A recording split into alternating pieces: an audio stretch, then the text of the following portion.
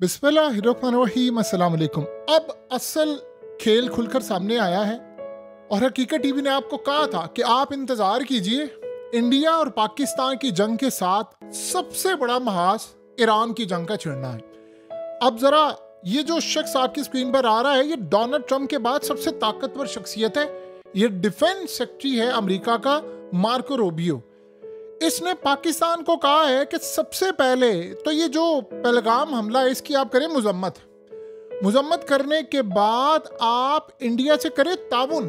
ये ऑर्डर दिया उसने। इसका क्या मतलब है आप बताइए? पाकिस्तान ने कब कहा है कि हम ताउन नहीं कर रहे? कब कहा है? क्या पाकिस्तान ने कहा नहीं? हमने तो यहां तक कहा है कि भाई आप रूस को बिठा ले, आप फलाने को बिठा ले, जिसको बिठाना है आप तहकीकात करें। अमेरिका ने कहा है कि नहीं, जैसे इंडिया कह रहा है आप ताउन करें। अब इंडिया कैसे ताउन कह रहे हैं? इंडिया हमने तो कह दिया कि इंक्वायरी करवाएं। हमने तो यहां तक कहा है जितने भी वहां पर बच जाने वाले लोग हैं आप उनके इंटरव्यू देखिए। इंडिया के अंदर पहलगाम हमले में एक ही बात कहते हैं कि सिक्योरिटी गायब थी, और सिक्योरिटी जो 4-5 मिनट बाद आनी थी वो 25 मिनट बाद आई। उसके अलावा किसी को बताने की इजाजत ही नहीं है। अब यहां से आप अंदाजा कर लें, तहकीकात होंगी तो पहला सवाल तो यही उठेगा ना। अब सिनेरियो जरा समझिए।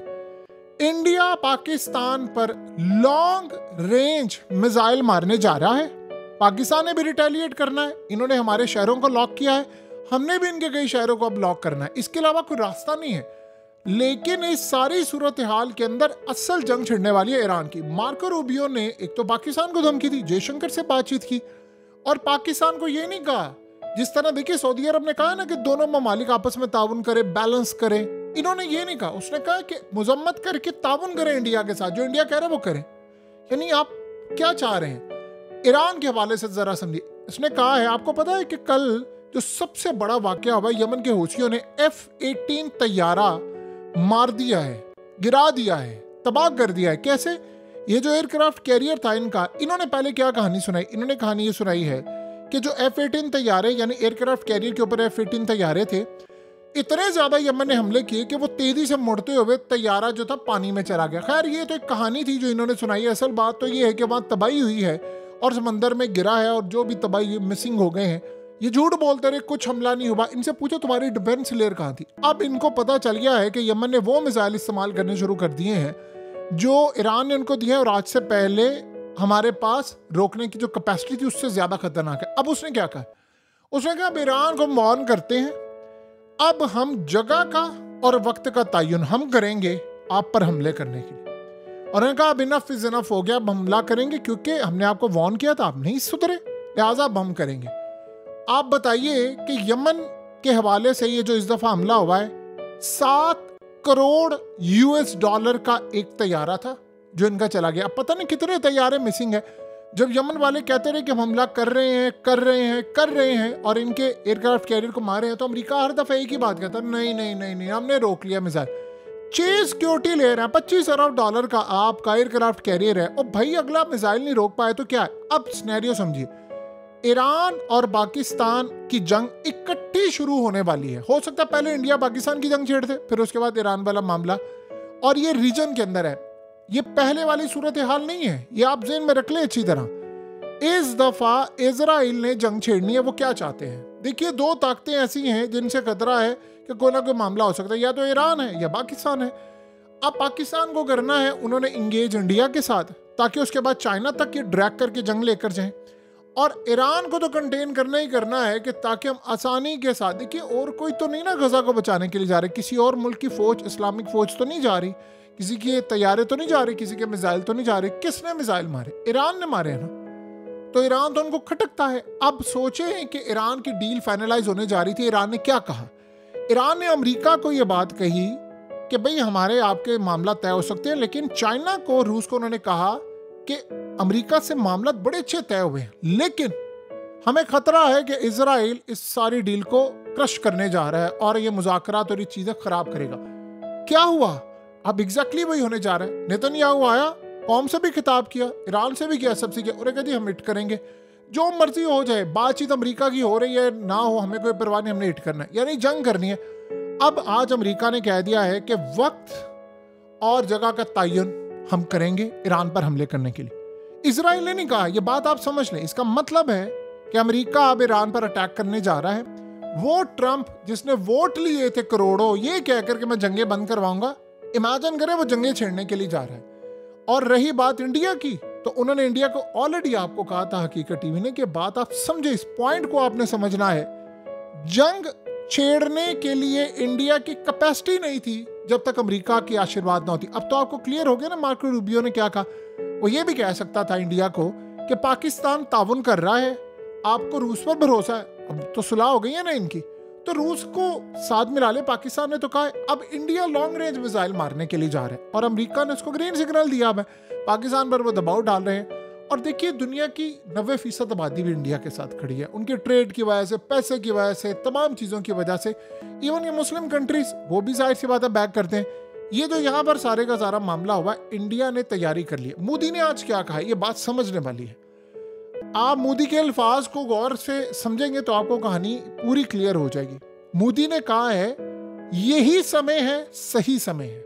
क्या मतलब है इसका? यही समय है, यही वक्त है और सही वक्त है। यानी उसने बड़ा क्लियरली कह दिया कि यही हमले का वक्त है, सही भी है और यही वक्त है, यानी अब हमला करना ही करना है। तो उसने आज बड़ा क्लियरली बता दिया पूरी दुनिया के सामने खड़े होकर कि यही वो वक्त है जिसका हमें इंतजार था हमला करने के लिए। आप देखिए जयशंकर से मार्को रूबियो ने बात की तो उसने, जयशंकर ने आगे क्या कहा है, भारत ने कहा है कि हमने उनको कह दिया है कि हमने इनके दहशतगर्द और इनके हैंडलर्स तक जाना है, ये बात उसने कही है। तो वो तो जंग के लिए अब तैयार हो चुके हैं। तो साथ उन्होंने छेड़नी है ईरान की भी जंग, और ईरान की जंग अब तैयार है। वो इसलिए चाह रहे हैं कि कोई दूसरा मुल्क मदद ना कर पाए, दो ताकतों को वो इंगेज करेंगे। उसमें क्या होगा, यानी इंडिया और पाकिस्तान की जंग के साथ चाइना को इन्होंने ड्रैग करना ही करना है, आप ज़हन में रख लें। ईरान की जंग के साथ आप देखेंगे कि ईरान को जब ये बिजी करेंगे, ईरान के खिलाफ लड़ाई होगी, तो इजराइल शाम के अंदर, इराक के अंदर किसी ने नहीं बचाना। ये ज़हन में रखिएगा, ये ईरान ही है जिसने हमला कर दिया था, किसी ने हमला नहीं करना। तो लिहाजा जहाँ तक बात है हिजबुल्लाह की, देखिए हिजबुल्लाह की जब से हसन नसरुल्लाह चले गए हैं, उनको मार दिया है, उसके बाद से हिजबुल्लाह का वो लेवल नहीं रहा। वो अलग बात है कि हिजबुल्लाह ने इस जंग को जीता है। जीता किस सेंस में है कि पूरे का पूरा लेबनान कैप्चर करना था इजराइल ने, इजराइल पीछे फौजें हटाकर ले गया था कि हसन नसरुल्लाह बाकी साथियों की कुर्बानी, क्यों, मुखबिर जो अंदर बैठे हुए थे। लेकिन उसके बाद आप देखें जो बर्बरियत हो रही है गजा में, उसके बाद से हिजबुल्लाह ने उस लेवल का स्ट्राइक नहीं किया। ये बहुत अहम होता है कि जब क़यादत छीन ली जाती है तब मामला होते हैं। अब जाहिर सी बात है अंदर मुखबिर अभी तक बैठे, आपको क्या लगता है जिन्होंने हसन नसरुल्लाह की मुखबरी की है वो अभी तक जिंदा नहीं है, वो वहीं पर बैठे हुए हैं। इनको सिर्फ एक चीज से खतरा है अब, वही यमन से। यमन एक ऐसी बला है जिसको डोनाल्ड ट्रंप के गले पड़ गई है और वो मैनेज नहीं कर पा रहा। सो लिहाजा अब ये क्या करने जा रहे हैं, इंडिया को ग्रीन सिग्नल है कि तुम लॉन्ग रेंज मिसाइल मारो पाकिस्तान पर, पाकिस्तान भी रिटेलिएट करेगा, हम चूजे तो नहीं है बैठे हुए। लेकिन इस सूरत हाल के अंदर ईरान पर जंग मुसल्लत हो जाएगी, गजा के सारे इलाके कैप्चर होना शुरू हो जाएंगे। और ये बात बड़ी तकलीफ दे है, लेकिन इसको हजम कर लीजिएगा, किसी ने मदद करने नहीं आना, ये सारा फलस्तीन का इलाका हाथ से निकल जाएगा। गजा गया आपके हाथ से। ये तब तक बचा रहता जब तक एक लड़ाई रहती। देखिए हसन नसरुल्लाह की वैल्यू डिफरेंट थी, वो बंदा और तरह से काम करता था। ईरान के आयतुल्लाह अली खामनाई को इन्होंने टारगेट करना है, और याद रखिएगा उनका मेन टारगेट ये बंदा है, क्योंकि उसके बाद वो चाहते हैं वही हाल हो जो इस वक्त लिबनान के अंदर हो रहा है कि वो लड़ाई नहीं करे। सो लिहाजा इस सारी सूरत हाल के अंदर आप अच्छी तरह समझ लें, दो जंगें सर पर खड़ी हैं।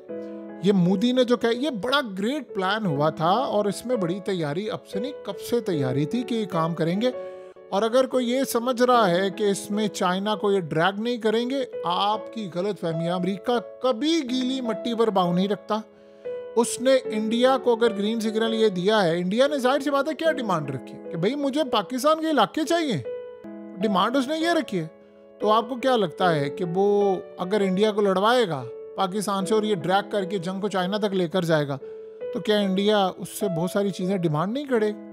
ये सारी सूरत हाल होगी और होने जा रही है। बहरहाल तैयारी कर लें, बड़ी लड़ाई है। ईरान की जंग भी सर पर खड़ी है, पाकिस्तान की जंग भी सर पर खड़ी है। रही बात पाकिस्तान की, आज मोदी के अल्फाज गौर से समझ रहे, बहुत सारे लोग समझ रहे हैं कि नहीं अभी हो नहीं रहा, फलाना नहीं हो रहा, सब उसने एक ही बात बार बार कह के क्लियर मामला कर दिया, यही समय है, सही समय है। उसका मतलब है कि बड़ा क्लियर उसने मैसेज दिया है कि बदला मैं लूंगा, इसी वक्त लूंगा, इससे बेहतर वक्त नहीं हो सकता। और ये बदला नहीं है, ये वॉर है, और ये लॉन्ग टर्म वॉर है, ये बड़ी खतरनाक वॉर है। इस वॉर के अंदर लाखों लोग मर जाएं, जो मर्जी हो जाए, इनको इस बात की कतन कोई परवाह नहीं है। ये वॉर, ये जंग, ये तमाम चीजें होने जा रही हैं और आप देख लेंगे ये होने वाला है।